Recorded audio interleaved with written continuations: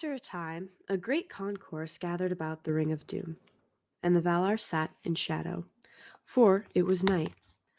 But the stars of Varda now glimmered overhead, and the air was clear, for the winds of Manwë had driven away the vapors of death and rolled back the shadows of the sea. Then Yavanna arose and stood upon Ezelhor, the green mound, but it was bare now and black.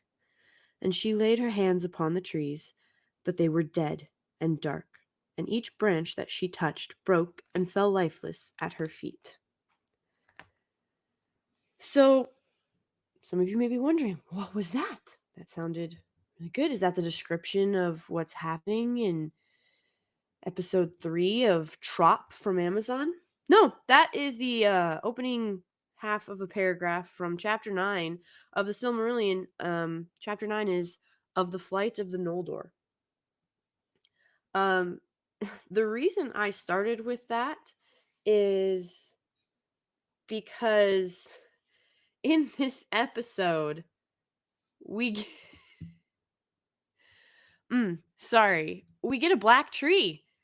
We do. We get a dead black tree. So the Southlands, somehow this great swath of the Southlands is being decimated, desecrated, like just ripped to shreds. Orcs are carving passageways in the earth and nobody's noticing. But the thing that stood out to me was when Arendir, who by the way, is one of the least terrible things um from this entire episode, Elendil being the other bearable character for the most part, except that he's not Elendil. Like it's Elendil would never say the things that this Elendil. By the way, the way that they say his name, I'm not sure if it's because they need to make it 10% different for cop. Like I don't know what is going on. But like at one point, Galadriel, she's like Gil-galad, and I'm like, why are you saying it?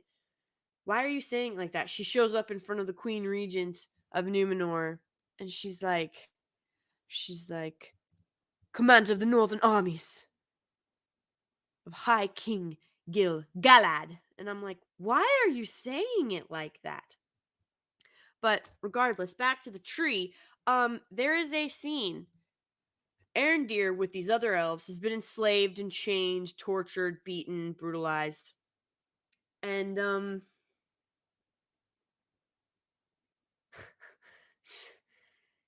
he speaks. So the orcs who have them imprisoned, who have these elves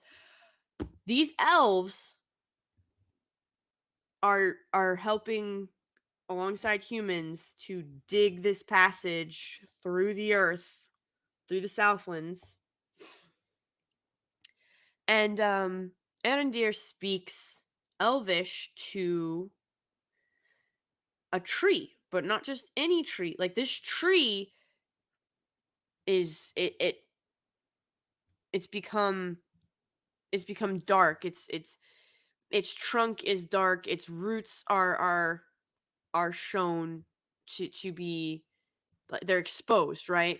The orcs want them to cut it down, which of course elves who cherish life and nature aren't going to do that. But then Vroth, who is actually an elf with a backbone, apparently, don't worry, he dies. Stands up to the orcs. They're like, we're not going to cut this tree down. He's like, we won't. Here, I'll show you. This guy right here. We're not going to cut this tree down. And they're like, oh, you've earned a water ration. And so he drinks, nothing happens. Arendir drinks, nothing happens. Third guy gets the short end of the stick. Slice his throat. It's very little blood for all of the whatchamajingle arteries that are in a neck. Just saying. So he's like, he's leaning over his dead companion's body. Wrath has a knife to his throat down there. So this is a scene where Arendir comes up. You tell me that that's not a black tree. You tell me that that's not a black tree. Doesn't matter that there's leaves on this sucker. Okay? Does not matter. Oh yeah, there's. Oh, see, there he is with a knife to his throat. What's going on? It's not the scene I'm clicking on. Why I'll be? Oh god, these orcs. They're not even like that. He's the least offensive one. He's the least offensive one. I mean, he still looks terrible. And when I say least offensive, I mean, of course, looks the most like an orc out of any of them, which is sad. Like, it's just not good. It's just like, this looks like bubble wrap. You tell me that doesn't look like bubble wrap, and I will call you a liar.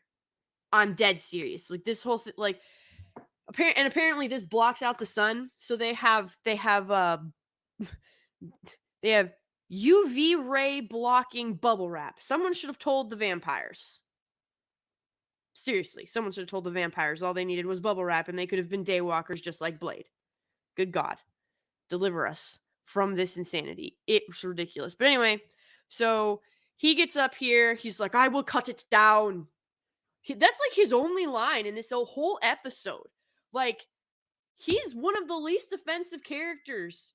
He actually shows what, like, he isn't, well, he did do this in previous episode. He did narrate what he was doing. But in this episode, he does not narrate. Like, until we get to the part where he's like, they're digging. They're looking for something. Like, no kidding. Obviously, this is an excavation. Why do you think they want you to cut the tree down and not go around it? Because they don't want to miss anything. Ridiculous. But it's not his fault. That's the writers. Then shows that they have no idea what they're doing. So he gets up there. The plan was, so Wrath was like, one of us needs to get up above that ridge, and we need to see the closest tree line. And at our first chance, we make a run for it, right? Well, he gets up there, he looks around, he sees the nearest tree line, and he starts hacking this tree down. So he's sacrificing the tree to give he and his fellow elves, because the humans, it's not gonna, they can't get the humans out. The elves are the ones working out in the sun. The humans are like under the cover of the same, like, I'll show you what this looks like. It almost looks like the Harfoots built these intentments in like enclosure. I'm not sure what to call it. Let's see. Kind of looks like, see what I mean? This is what's protecting the orcs from the sunlight. I mean, it does a good enough job, but like that big gap there seems like it'd be a problem. You know what I mean? That seems like it would be an issue. I just personally, in my humble opinion. Now, I am not an engineer nor an orc, but I would assume hole in canvas not good. Just saying. We get Queen Regent. Oh, okay. There she is walking away in her PJs. She finally gets out of those things this episode. Thank the good God Almighty. All right. Why won't you let me see him? There's Elendil, or in this episode, as they call him, Elendil. Drove me absolutely insane the way they said his name. And let's see. Come on. I got you. There's a seal door.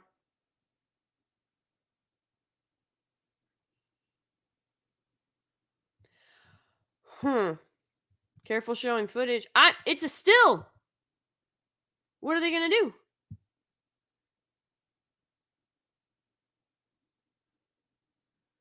All right, I'll hide it for now. It's okay. I'll only show certain images. Oh, Elendil is a bad dad, by the way, because he doesn't listen to his son or his daughter. And she becomes his daughter. Oh yeah, by the way, Elendil has a daughter who now makes apprentice in the Builders Guild. Because, yeah. But, yeah, Philip Hawkins, our hearts are bigger than our feet, unless you can't keep up. Yeah, literally, basically, the description for this episode, is at the very end of it. Here, I'll read the whole description to you. Yeah. Arendir finds himself a captive, no kidding. Galadriel and Halbrand explore the legendary kingdom. Not really. And Elendil is given a new assignment. And then this one kills me. Nora faces the consequences. Except she doesn't.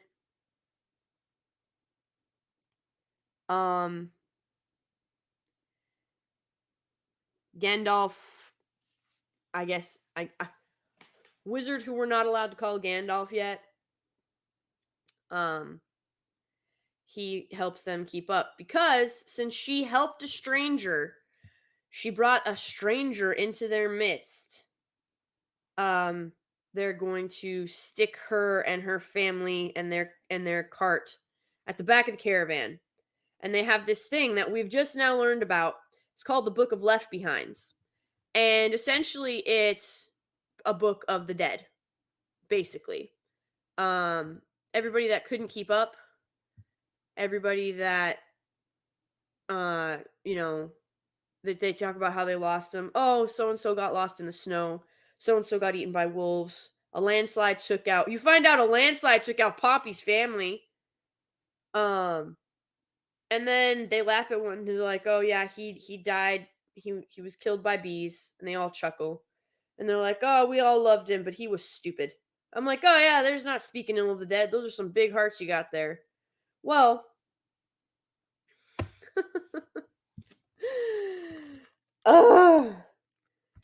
because Nori had a big heart and believes that a man who fell from the stars is important. A man who fell from the stars is important. But the other Harfoots are like, nah, it's of no consequence. Lenny Henry Harfoot is like, I've heard of people becoming stars, not the other way around. And it's like, okay, so that should tell you that this is rather important. Didn't you just say, like, it was important enough for you to turn around and say ominously that the skies are strange.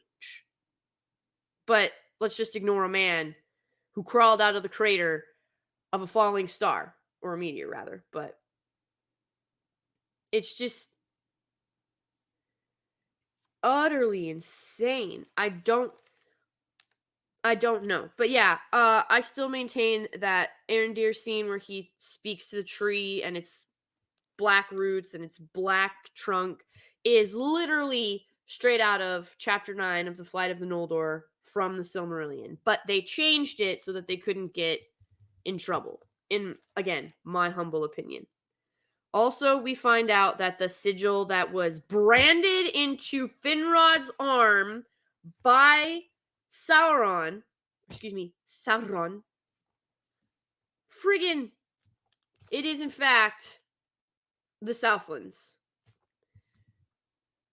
Now, I put out a tweet that I will not delete. I'm not going to delete it. Because it is technically not a map of Mordor. But here's what I put. This was from August 4th. Right? Fellowship of the Fans is talking about it. All this jazz. This is the scene where she detectives upon his brand. The one that freezes instead of burns. Because that makes all the sense in the world. That one. Right? Looks like a devil's pitchfork. And they're like, so this person is like, this looks similar. Maybe Sauron left his sign for his servants. Well, in the first episode, she says that these sigils are like markers to a path. So they'd already told us that this was in fact something to like point his followers to him, but it is in fact a map. It's of course not of Mordor because Mordor does not currently exist. It's of the Southlands at this point. By the way, this is about where This is about where they're digging if the episode is to be believed where they zoom in. So I was like, Amazon, I was like, it's not a map of Mordor. Though now that you've put it out there, Amazon will probably take the idea since they aren't clever enough to come up with something like that on their own. But the thing is, it's still not Mordor, it's the Southlands. And so I was like, there you go. It's not a map of Mordor. Da da da da. But yeah, it's whoops, not what I wanted to do.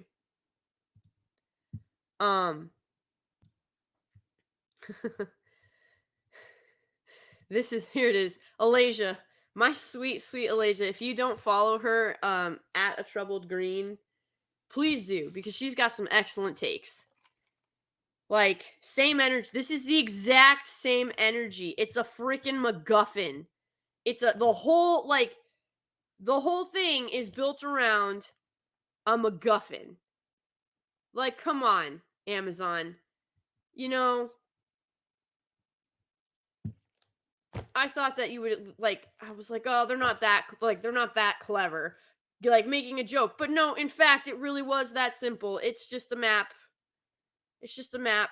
So explain to me why you would brand it into Finrod's arm. Why would you brand a map into Finrod's arm? Are you hoping that some of the elves are going to see it and they're going to be like, you know what? That is a map of the Southlands. I should go to the Southlands and I should totally join Sauron and just, go that route. Like, no orc is ever going to see Finrod's arm. So why would Sauron brand Finrod with a map? Now I'm sure that they're going to try and come up with a clever way to, they'd be like, oh, because some of the elves were loyal to him and this was so that they would see it and they'd know where to go. I'm not trying to be, rude, I guess. But it was pretty clear that they're not following along with the Silmarillion, so it doesn't seem like Finrod has been resurrected. He's certainly not in the he's certainly not in Valinor. Like, I don't what is I don't get it. Like, it doesn't make any sense. Yes, J Darklighter. Finrod is literally the Middle Earth prison break. Like, it makes no sense. It makes no sense to stick a brand of a map of the place that you are, like, it took Galadriel hundreds of years to figure out. It took her centuries to figure out that this was a map to the Southlands. So, and it's in this episode, they tell you she's reading the Black Speech, by the way. Yep. They didn't think that one through at all.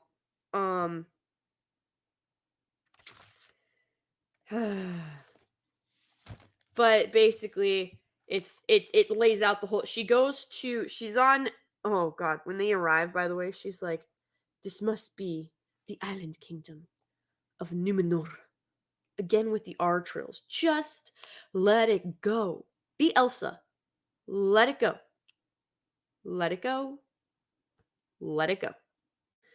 So I'll bring the map back up because, yeah, map took Galadriel hundreds of years to figure out. Twitter got it in 10 minutes. Yep. Mystery box storytelling. Absolutely. Next clue with next MacGuffin. Yeah. Oh, you want to talk MacGuffin? She walks in. Oh, so many, just so much stuff that they tried to mimic from Fellowship of the Rings, from Peter Jackson's. Not even the novel. Not Tolkien's novel. No. Peter Jackson's Lord of the Ring. So Elendil takes Galadriel to his home, which is a quarter day's ride. And she's like, did you say ride? And we get the creepiest smile. Okay, hold on. I'll find that scene and I'll bring up the scene where she's smiling because it is creepy. Maybe this is why she does not make facial expressions, because it's bizarre. Like, super duper whooper bizarre. Oh God. Okay. Are we ready? Are we ready? She looks like she's gonna bite somebody's neck. Or I don't know. That's an evil smile. Um, but yeah, so Elendil is like, hey, I have a hall of laws. Because Elendil just starts speaking Elvish to her in the middle of Numenor, the capital of Numenor, where everybody pretty much hates her. And she says as much, and he's like, in Elvish, he's like, not everybody hates you, my lady. And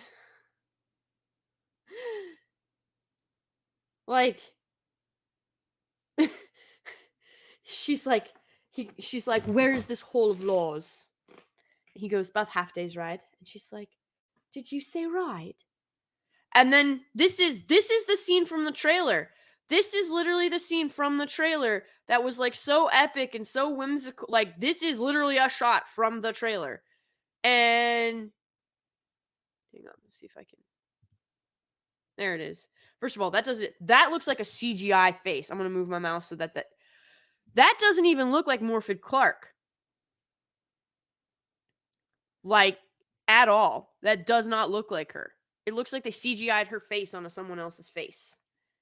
And it's quite terrible. It's quite terrifying. But this is basically a slow motion shot of her riding along the beach with Elendil to his Hall of Laws, where she not only literally finds the plot. Like, this is supposed to be a Hall of Laws that Elron's brother, Elrond and Elros, Elros apparently built this Hall of Laws himself. There's a picture of him and Elrond on the wall. Let's see if I can find. Here we go. So we're in the Hall of Laws. Right? Literally, he hands the guy. So this she has like made a sketch of the sigil, of what she's calling the sigil. Oh, Lord in heaven. So she hands Elendil. How do they say it? Elendil. That's how they say it. Elendil. Hands him this sigil. He goes back to like the bookkeeper, whoever's in charge of the Hall of Laws, hands him the sigil, and he's like, we need whatever information you have on this. Okay. She pokes around, she's looking at stuff. He's following her, and she's like, you didn't tell me this is the one that Elros himself built. And he's like, you know him. And she's like, I was much closer with his brother, Elrond. Well, I'm trying to see if I can get a picture. Like, it's not a very flattering mural. But anyway, so library dude comes back, sets down this book right here. And inside this book is literally Sauron's plan. And you're telling me, okay, all right, right back here. Do you see my mouse moving? Okay, I'm going to hold it still so it disappears. There, the one in the blue. So right where my cursor is, where the horrible cover of Fellowship of the Rings with Amazon's crap Galadriel cover on it. Okay, I'm going to move it. And I'm going to let it sit still. That's Elrond in the blue, and that's Elros in the red. And Elros built this Hall of Laws, right? You're telling me that Elros and Elrond had Sauron's backup plan in case Morgoth failed, and they didn't do anything with it? Because she literally picks it up. See, there's a sigil that she drew, and she's like, my God, it's not a sigil. Like, for real. Okay. And then, of course, Easter egg. Look, it's written in a circular pattern. Oh, it's the black speech, the black tongue of Mordor. Except Mordor doesn't exist. So it's apparently the black tongue of Sauron. Wormtongue would have a field day. Just utterly ridiculous in all senses. So they have this scrap of paper, which was put there by someone. And you're telling me that no other elf, because elves have been banished from the island of Numenor since like the Queen Regent's grandfather's great-grandfather. She makes a point of saying that, by the way. Not a one of them decided to take a look at this. Are you supposed to believe that this Hall of Laws is just some obscure off to the side thing. And then, of course, Elendil makes comments about how we have a previous king to thank that this Hall of Laws wasn't torn down, that he was dethroned over it. And she's like, what happened to him? And he's like, it said he spends his days in the city, an outcast among his own people. So, of course, they're like making reference to it earlier in the episode when Queen Regent is like, who is that? And then her chancellor, whoever it is like, that's Elendil, originally of a noble house, but now he's a seafarer. His son followed in his footsteps. That's when we get the shot of Isildur. A lot of exposition in this episode, and somehow stuff happens and still nothing happens. Like, it's just insane. Yes, Jay Darklighter, exactly. Ironic island of Numenor where they ban elves but are really progressive with women because their level of irony is unbalanced as North Korean seesaw. My word. It's just, yes, it is. That's my point, USA Phantom Thief. It's when Gandalf goes to Minas Tirith to look up the facts of the One Ring. They ripped this from the Fellowship. They're just straight out of the Fellowship. Peter Jackson's Fellowship, by the way. Ripped it straight out of there. It's absolutely insane. It's not good. It's not good. So when you have to mimic a trilogy of movies that came out 20 years ago that you claim have no... First it was, this is a prequel to those films and to the books, and this is going to be a faithful adaptation and retelling of the Second Age, of Tolkien's Second Age, to this isn't a prequel to anything. This is its own story that happens in a timeline way back so that we don't have to depend on the Lord of the Rings. And yet, you still have to depend on the trilogy that came out 20 years ago, because otherwise you have nothing. That's bad, guys. That's called bad storytelling. That's called bad writing. It's really quite that simple. It's not that complicated. It's not that complex, much like this show. Like, there's so much. So freaking much. And at some point, so here, I'm going to remove this because I'm going to take heed of Project Storytime's previous warning, because I really don't want to show too much footage and like of me clicking through and this getting like struck because I'm like, YouTube don't like me. I don't know who tattles on me, but there's someone that tattles quite frequently. So here we go. There we go. There's our boy Elendil sitting in the background. Here's Isildur. By the way, they don't look anything alike. And Elendil makes the comment about how he has a daughter who runs too fast and a son who runs with his eyes closed. Because Galadriel makes a comment before he speaks Elvish at her that, who is this man who presumes to speak to me as if he knows me?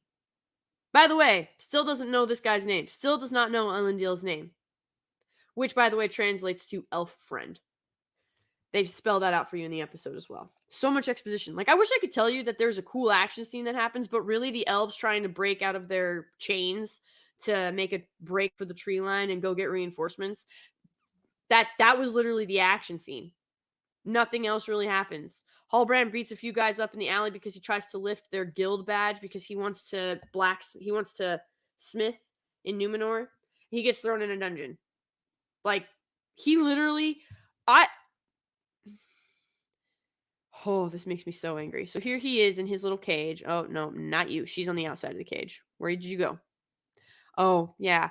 Some other convenient thing that happened off screen. Here, I'll let that fade. I know you guys can't really see it.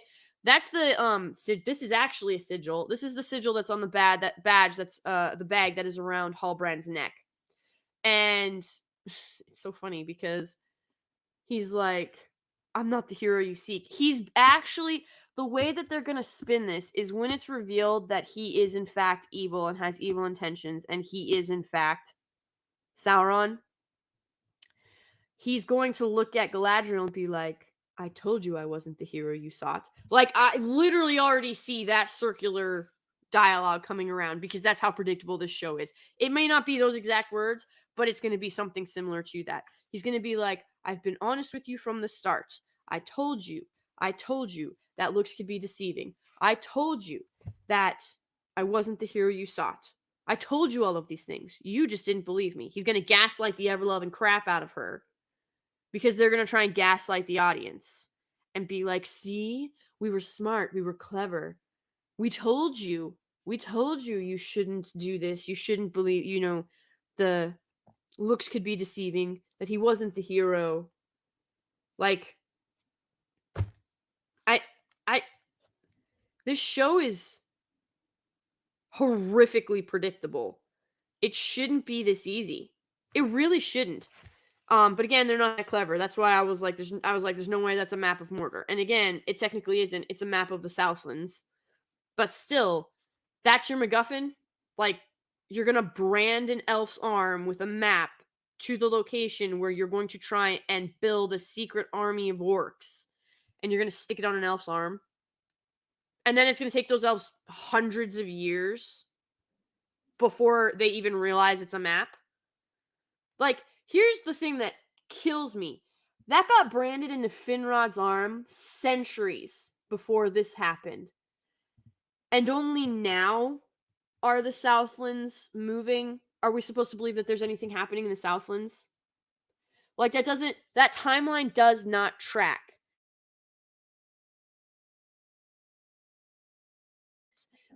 It makes no sense because if Finrod died centuries ago when Galadriel went on this quest to exterminate orcs, it's either going to be that Sauron left breadcrumbs to mislead her, and then she finally finds that sigil, and she wanted to go further north. Like, literally, her men quitting on her is the only reason that she is able to know the Southlands are currently in trouble, because otherwise she never would have jumped off the boat, swam in the Sundering Seas, got picked up by Halbrand and the disposable humans who got eaten by the worm, and then picked up by the Numenorean ship, where elves have not been allowed for generations, but because Elendil means elf friend, and he happened upon her, and the sea is that's a literal line. The sea is always right. Like, they're trying to make epic lines. They're trying to make. That is the thing.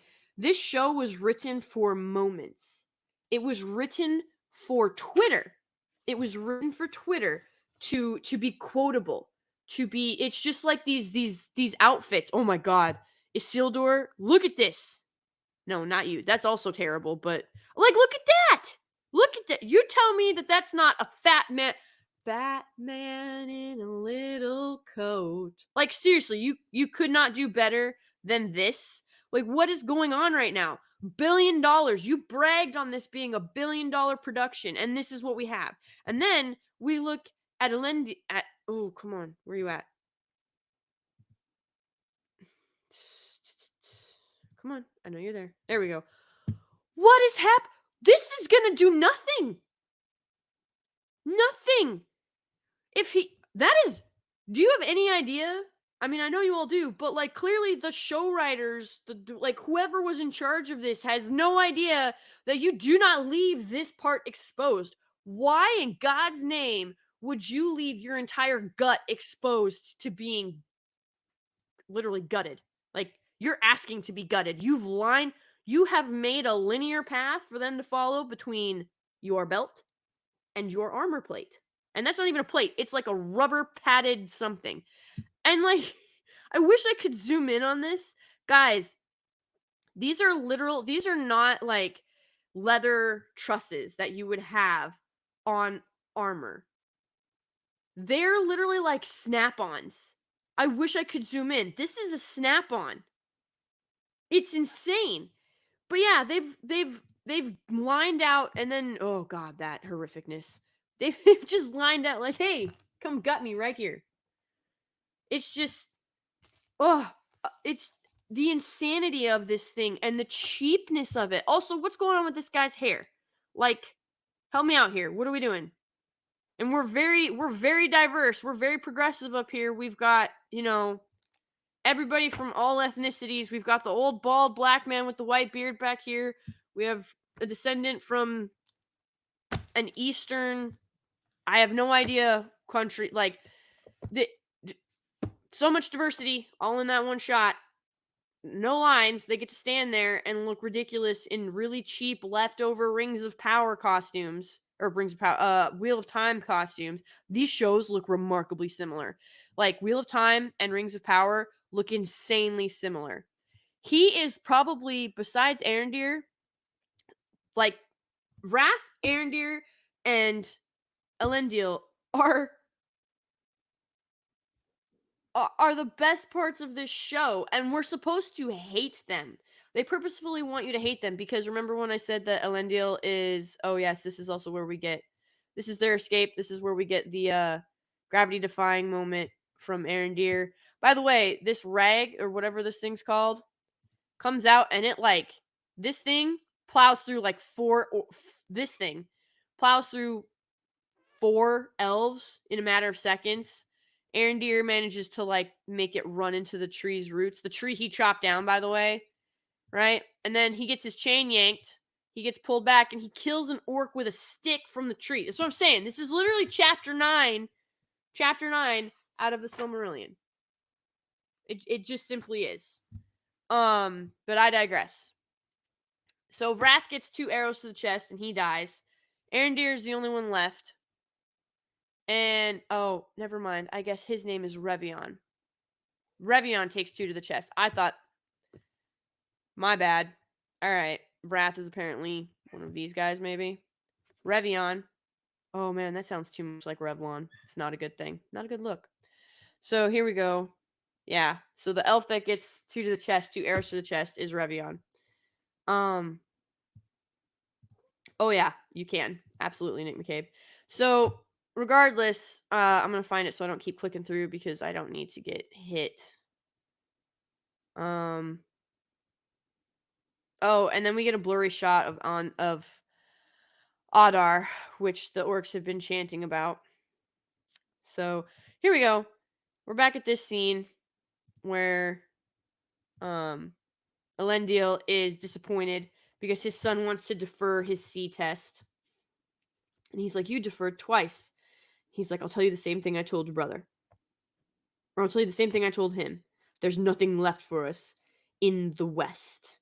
The past is dead. We either move forward or we die with it. That's where this line is from the trailer.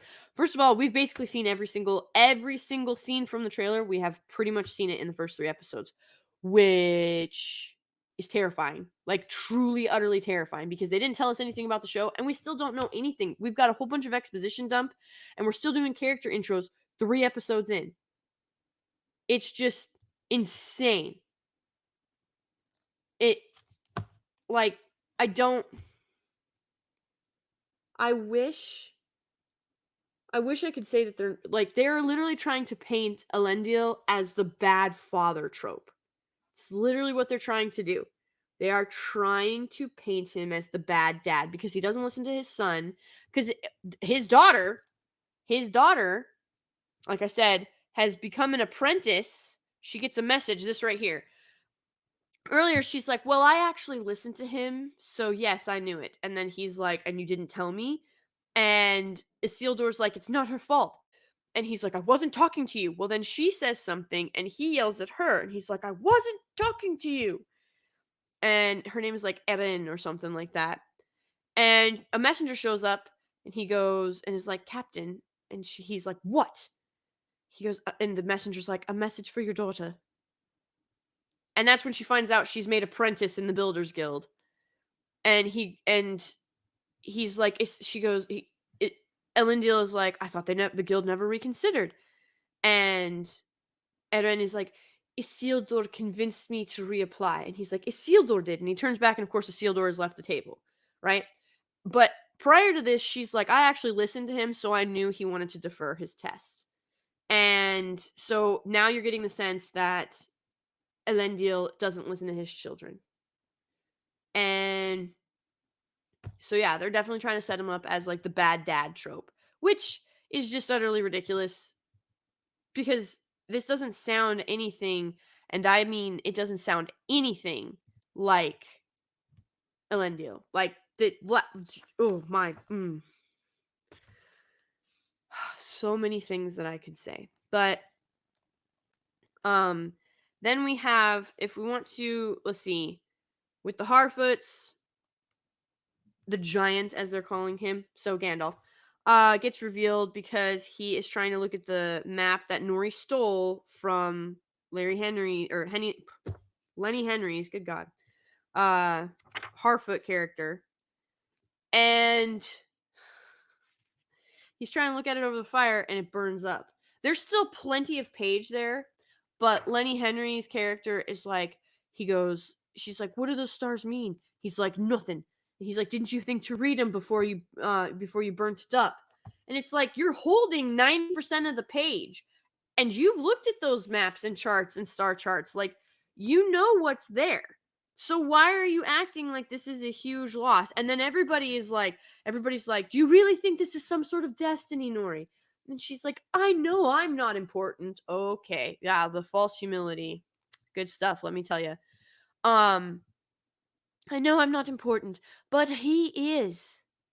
He is. And I'm like, yeah, the dude literally came down in a comet and smashed into Earth, crawled out of a crater, and like somehow he's not important. Like the Harfoots are just like, we need to keep our head down. We need to not do this. We need to I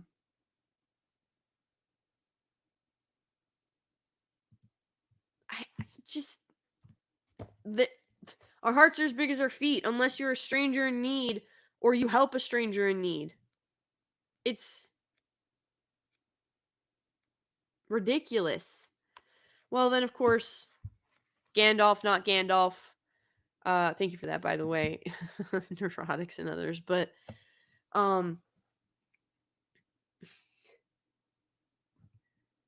somehow he like follows them. They get stuck at the back of the caravan, which is basically like getting put in the book of the Left Behinds. Because if you fall behind, you're dead. Like, but they just did this whole festival of no one leaves the path, no one walks alone. Okay, unless you like injure your foot and you help people, then we're gonna stick you at the back of the caravan and just forget about you, essentially.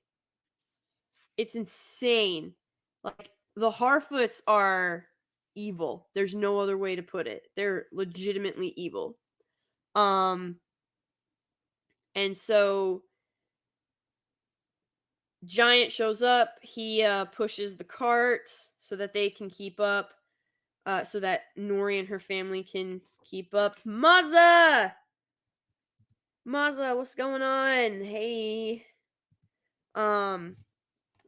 But, and good morning everyone, by the way, who's here. Thank you for being here. But yeah, so that's essentially the whole episode. Not much. I mean, the sigil that's not a sigil, that is actually a map that took Galadriel hundreds of years to figure out, but was supposed to be obvious to any of Morgoth and their by default Sauron's followers, was branded into the side of Finrod to give Galadriel her motivation to figure out what the sigil meant so that she could find Sauron's legions and destroy them. I am telling you, they are going to take the last alliance of elves and men away from Elendil, and they're going to give it to Galadriel. He's going to be the mouthpiece, but she is going to be the reason it happens. You watch. That's exactly what they're going to do. And then,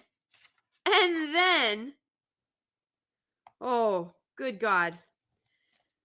So Halbrand's in prison because he beat up 3 guys, by the way.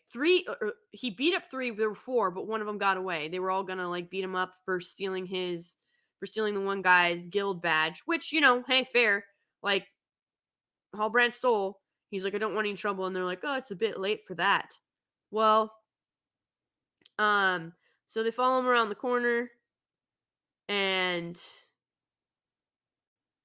he's like, "Here, take it." And they're like, "Duh." And he's like, "Please don't do this." And they're like, "Why not?" And then they uppercut him while he's being pinned. And um he ends up again in that jail cell. But this sigil that's on the bag that he wears around his neck, she happened to find that in the Hall of Laws. It just happened upon it, similar to Sauron's entire plan if Morgoth were to fail. Just just happened upon it. I mean, what does this library not have? What does this Hall of Laws not have? It's pretty freaking ridiculous, quite frankly. Like, the amount of luck. Hey, Jade, much love. You're good. Hey, I will try and be there. I'll do what I can. Hey, Jens, what's going on?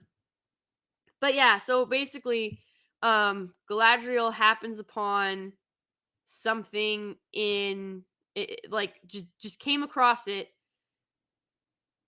and he's like, the heir to this mark is more than just an heir to the throne. He is also, his ancestors are the ones who swore the blood oath to Morgoth and are therefore your enemy. I am not the hero you seek. And it's like, I, I don't, I, I just, I do not understand how you're gonna leave this much up to chance. Quite frankly, I could believe that if you get shipwrecked, another ship comes along and saves you. I could have given them that one. I could have.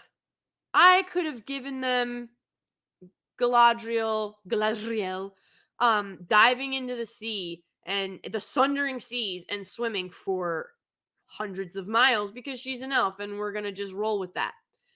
But you've happened upon Sauron's entire plan, and you've told, like, you're stuck on Numenor, so you can't tell anyone. You can't even take it to the Queen Regent and be like, "Hey, I found this. It describes Sauron's entire plan. The Southlands are in danger." No. She just shows up to Halbrand's cell with this sigil and is like, "Hey, this is the one you wear around your neck. I found it in that same Hall of Laws that I found Sauron's entire plan. You are clearly, we were brought together by something more than destiny or other things that men are too afraid to name, forces that men are too afraid to name." Very Voldemort vibes there, like he who shall not be named. Just ridiculous. And comes across this sigil that Halbrand wears, which means he's the heir to the throne of the Southlands. Super convenient, don't you think? It's just everything that is happening, and we don't see her find this one. We don't see the librarian or the bookkeeper or the bookmaster or whatever his title is, um keeper of the laws, whatever it may be. We do not see him help her find this. She literally says, I found this in the Hall of Laws."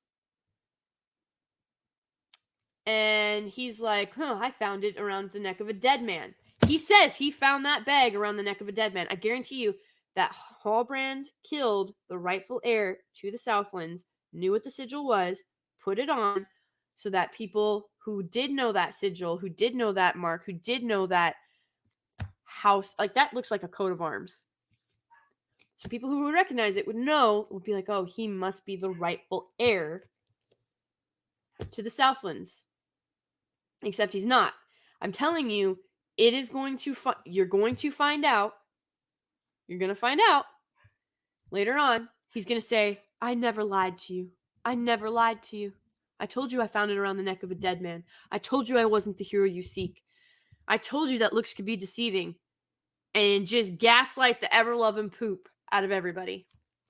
So that is basically the episode in a nutshell with some of my commentary. Not a lot happened. We get more character introductions. The most exciting part was still really dull. Everybody dies except for Arendir, who gets drugged at the very end and here we go. We get a blurry shot. Oh, sure, now it's going to be the scene. So they're about to slice his throat, and they're like, wait. Take him. Here we go. So you get a hand. So you're supposed to believe that this is Sauron. And then this is literally the scene. Like, this is what you get to see. It's a blurry shot of some body. And of course, it's going to turn out to be like episode 1 of Star Wars, where I am Queen Amidala. This is my decoy, my servant, my loyal bodyguard. That's basically what's going to happen, essentially. Guaranteed, almost guaranteed. But yes, so we are being led to believe that Sauron is anybody except Halbrand, other than the fact that he snaps a guy's arm on a brick wall, crushes another guy's skull stone against a stone wall, and I think he curb stomped the other guy. Or just kneed him in the face. I don't really remember. I'm not a fan of shaky cam. It needs to die. It needs to die. A very, very painful death.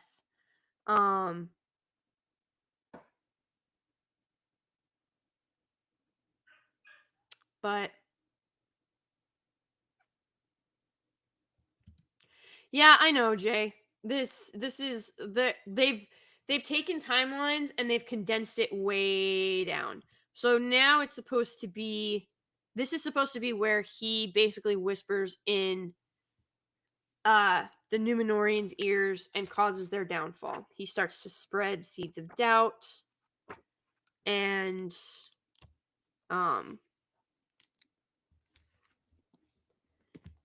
basically like it's supposed to be leading up to the fall of Numenor, which if they had done it correctly, it would have been an interesting story because that would have taken up 5 seasons on its own.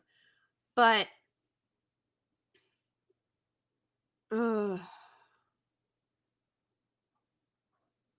don't know.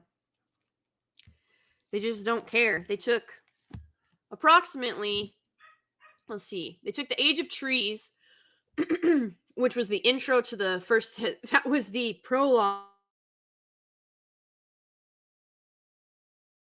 and they condensed that down into like 2 minutes. And that's thousands of years. That Galadriel was born in the time of trees. Then they breezed through the first age in about another 2 minutes. But they're still taking elements, like I said, they're still taking elements of the first age and sticking it in there, or like right at the beginning of the second age. So they're taking all of these things, like the flight of the Noldor was breezed over. They did not. The Noldor. There were 4 kinslayings that don't get brought up. The Noldor leaving for Middle Earth was made to sound heroic. It wasn't. There's so much that they've not touched. And the stuff that they have touched, they've completely bastardized. It's entirely wrong.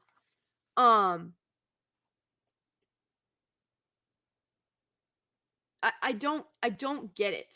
I genuinely do not understand why they are treating the material this way. Why they aren't just showing what is written. But we've seen they can't show. All they can do is tell. All they can do is talk. There's so much exposition in this episode. It's irritating because they're basically calling us stupid. They're like, "Hey, we're going to show you this on screen." But even though we're showing it to you on screen, we're going to tell you what you're seeing because we don't believe that you're smart enough to figure it out because we think we're so clever. Legitimately, it's like they think they're so clever and we're stupid.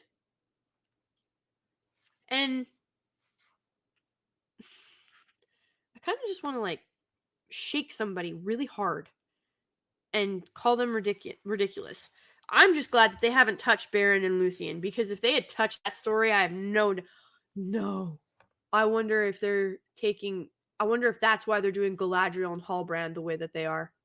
If they're trying to replace Beren and Luthien with Halbrand and Galadriel, if that is what they're trying to do, oh my god.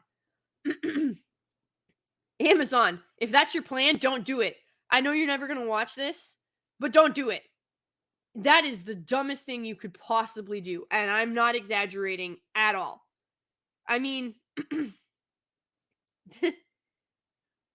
the way that you are going about the downfall of Numenor is bad enough.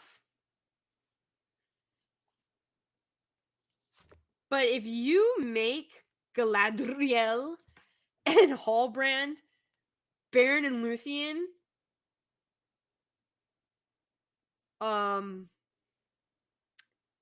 you are gonna have a, oh my gosh, can I sue you? Is that legal? I feel like I should be able to, because you have a fiduciary responsibility to the people who are investing in your show and investing in your storytelling. They have you have a fiduciary responsibility to match their investment.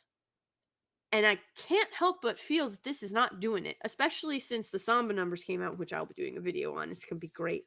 But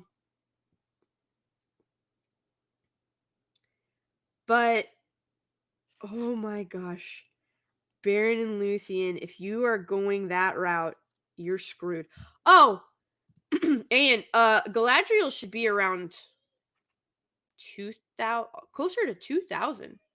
So she was born in the time, like I said, she was born in the time of trees. We're already through the first age as well. This is the second age, remember? So,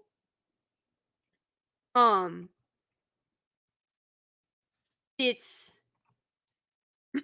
her brother has also already been resurrected. I'm like 90% sure.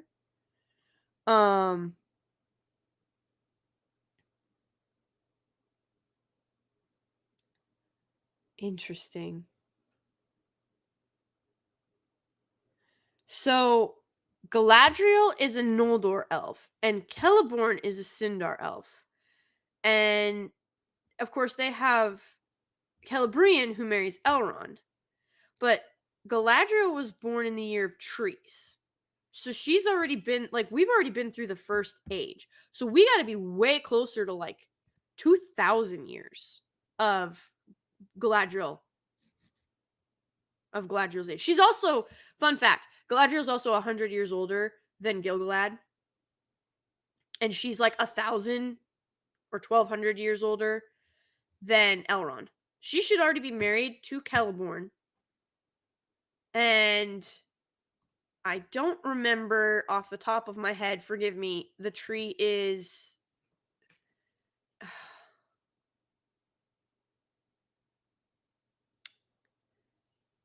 I don't remember. Elrond was born in the first age, and so was Celeborn, but we're not really sure when. But yeah, Galadriel is like 1,000 years older than Elrond. He was born in like 500, first age 500.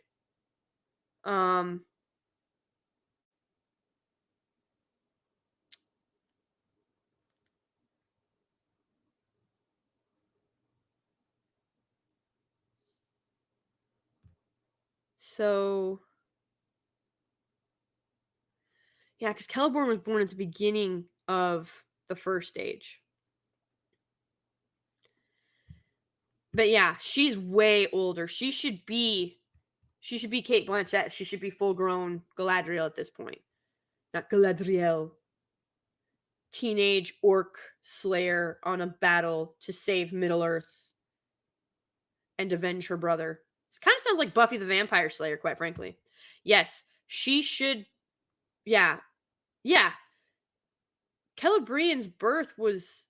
She was born pretty early in the second age. Because there's I want to say, yeah, it was the 1st or 2nd century that Celebrian was born. So yeah, like that, this doesn't make any sense whatsoever. The timeline is all screwed up. This is what happens when you take 6,000 years and you condense it into 6 minutes, and then you take the remaining 500 years and you attempt to make all of the events happen in the same decade. It doesn't work. I just don't get it. It it it makes no sense. The way that Amazon is structuring this, even if you took, which you can't really, but if you even removed the third age from this, and us not, if we didn't know what would happen, if we didn't know what would come about, it still wouldn't make any sense, because Baron and Luthien are the reason that we have half elves. So to give you guys like a really quick rundown, you had the Mayor of Vana, and they're like the immortals, and you had the Sindar elves, and that's where Luthien comes from. Baron is from the House of Bjor and House of Men. The two of them, Baron and Luthien, obviously create their own tree, and so we get Dior, who is their half elven child, who is with is it Nimloth? I think it's, yeah, Dior and Nimloth, who have Elurid, Elrin, and Elwig, who marries Arendil, who of course has Elrond and Elros, and Elros is of course kings of Numenor, and that's where our line for Aragorn comes through. So it's really weird and bizarre how this all happens, because like the line of kings and stuff like that, technically Aragorn and so when Aragorn and Arwen, because Arwen is born in the beginning of the Third Age, and Aragorn is born at like way at the, like, of course at the, like, he's born in like 29 at like 2900. It's just that's the family tree.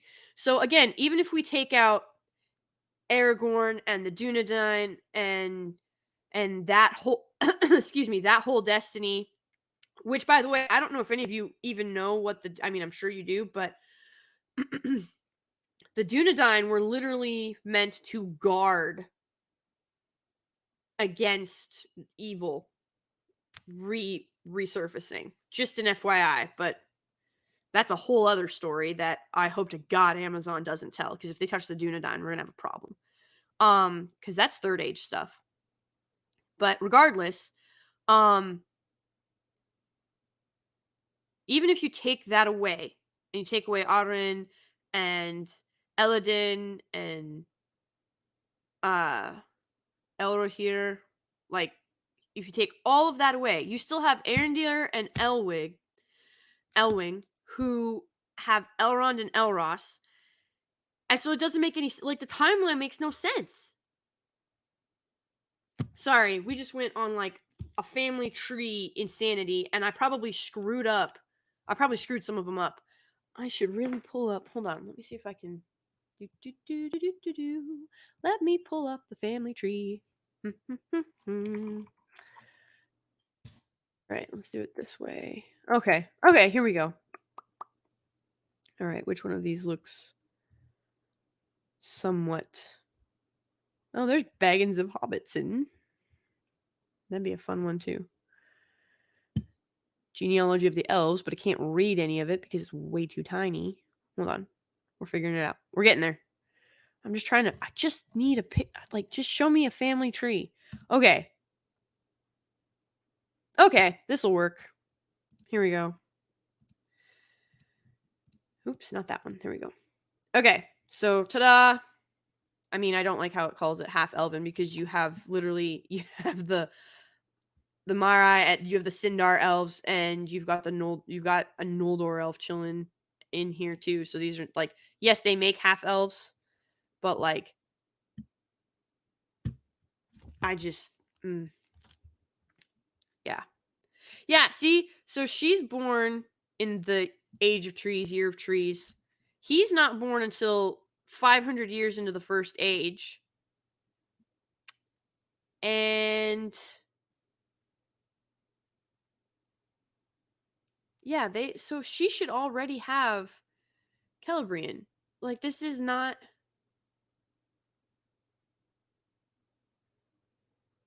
It doesn't make any, like, even if you cut off, like, if we just cut this right here, if we cut the tree right here, or like, I guess right here, this is essentially what Amazon did. They were like, nope, you're gone, which means this is gone, which means none of you are born.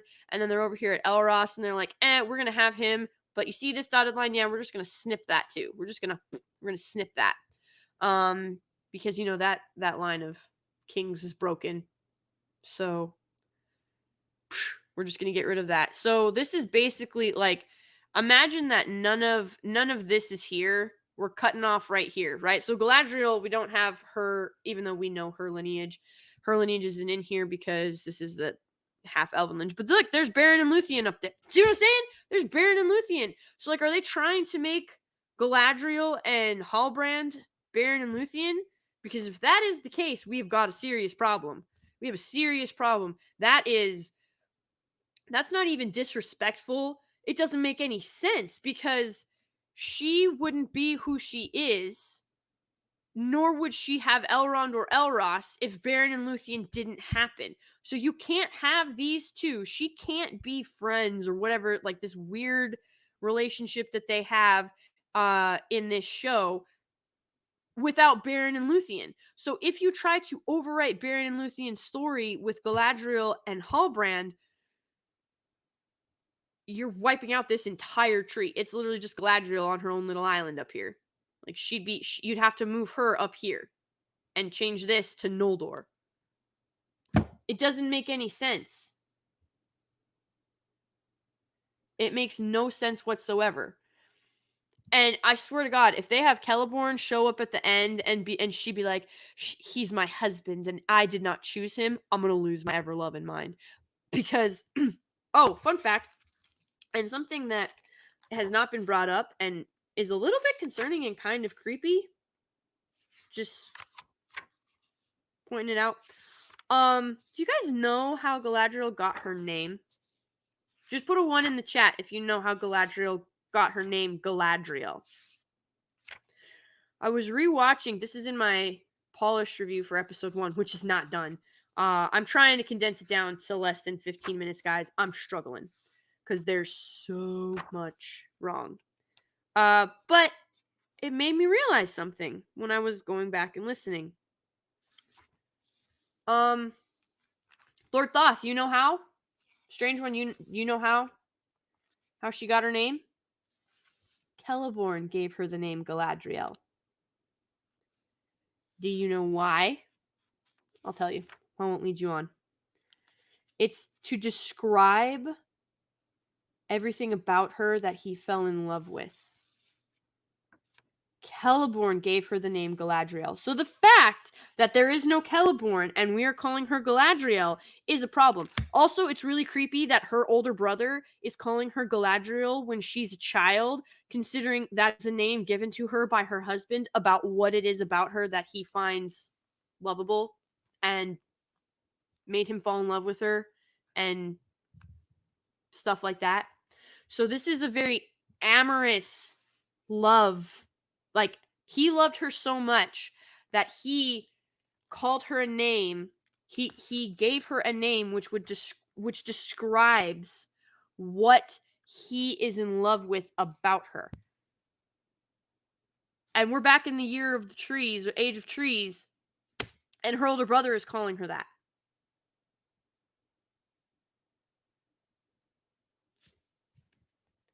Dang it, Lord Thoth, okay, so this is almost word for word out of my episode 1 review. It's actually how I start my episode 1 review. So I am, yes, strange one, you are, yes. Props to you guys. We have some trivia going, like, we've got some serious trivia going on here at the end of the stream. It is 7 a.m. I must bid you all adieu, but you can leave. You can leave with that knowledge. Galadriel was not her given name that she was born with. It was given to her by her husband because of her brilliant radiance. Now, it is, of course, in reference to her hair, but also Galadriel is very angelic. She tends to have a halo around her. And yes, she was originally called Artanis. So, I am not sure why they're calling her Galadriel when she is a child. I don't know if Amazon didn't know that. I don't know if Amazon wasn't allowed to use that. I don't know if Amazon just didn't care. But I feel like Tom Shippey, who they like to laud as having been the expert Tolkienian on their set, would have brought that up at some point. I feel like that would have been mentioned. Does it mean good at slaying trolls? Apparently, in Amazon's world. So, see, I wonder if that's why. I wonder, but I'm not sure. I feel like Tom Shippey would have brought that up, but I can't be for certain that he did or didn't. I don't know if he ever got that far. I don't know if they just ignored him. I am not sure. But please understand that you are essentially listening to her older brother call her by a name given to her by her husband, who has not only who she has not met yet, has not been born yet, to give her that name. And it is a name in reference to what he loves about her, what made him notice her, what made him fall in love, which was, of course, her hair that shines with this radiance. And she has this ethereal glow about her. So, yep. We're going to leave on that happy note. If you were wondering what else could possibly be wrong with this show, there's one for you. Love it. So, yeah, I hope you all have a fantastic day. Episode 3 was dull. The one fisticuff fight scene that we had, and the one attempt to break out of the chains by the elves scene that we had, were really supposed to be like the action scenes, and of course,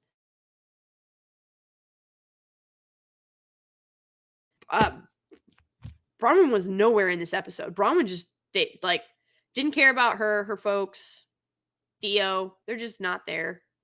Just not there. So, yes, it is.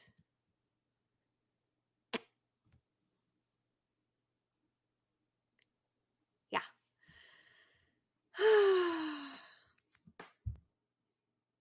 I can't even. This isn't based on anything Tolkien wrote. They took a few character names, they took a few geographical locations, and they are ripping it to shreds. Like desecrating the little bit that they have. So I hope you all have a fantastic day. I've heard House of the Dragon is good. I am not a Game of Thrones fan, but even here in chat, a few of you said to go check it out. I know Cobra Kai season 5 just dropped. You can go check that out. Go watch the original trilogy. Go read the books. Go read the Silmarillion or the Fall of Gondolin. So much better. Fantastic storytelling. Children of Hurin. Wonderful stuff. Go enjoy. Read something fantastic. But please avoid this for the sake of your soul and your sanity. I will have more polished reviews of I will hopefully be able to drop all 3 episode reviews at once. I'm, like I said, still polishing episode 1 review because I'm trying to keep it below 15 minutes. I just don't know if it's going to be possible, guys. But much love to all of you in the chat. Thank you for coming by. I know it was early for some, late for others. I hope you have a fantastic day wherever you are. Godspeed and God bless.